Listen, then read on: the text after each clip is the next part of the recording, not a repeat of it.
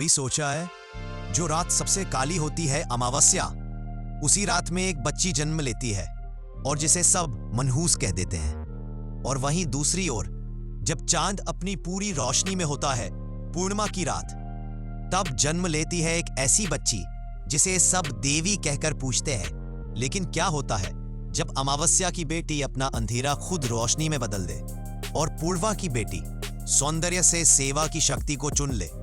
यही है आज की कहानी, दो रातों की, दो बेटियों की, अमावस्या की बेटी और पूर्णिमा की सौगंध। लेकिन रुको, अगर आप चाहते हैं ऐसे ही और रहस्यमयी, प्रेरणादायक और दिल छू लेने वाले, तो अभी लाइक करो, चैनल को सब्सक्राइब करो और बेल आइकॉन दबाओ ताकि जब अगली कहानी आए तो सबसे पहले आप तक पहुंचे।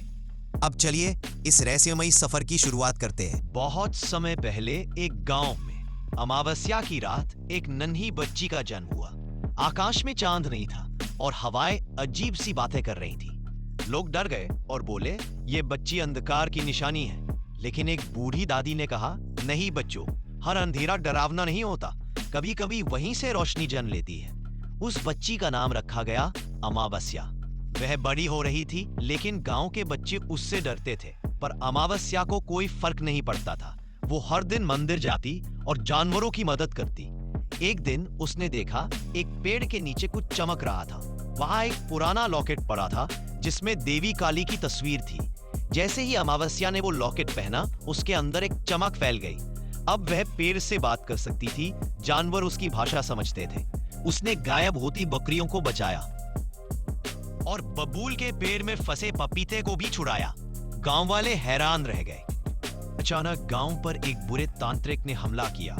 अमावस्या ने हिम्मत दिखाई और बोली, अब तुम किसी को डराओगे नहीं। उसने लॉकेट उठाया और देवी काली का नाम लिया। तांत्रिक भाग गया। अब गांव वाले समझ गए कि अमावस्या की बेटी कोई अभिशाप नहीं, वरदान थी। उन्होंने अमावस्या को गांव की रक्षक बना लिया और तब से हर अमावस्या को गांव में दीप जलते हैं काली की याद में। पूर्णिमा एक साध्वी कन्या थी जिसने शपथ ली थी कि वह जीवन भर ब्रह्मचर्य में रहेगी और गांव की सेवा करेगी।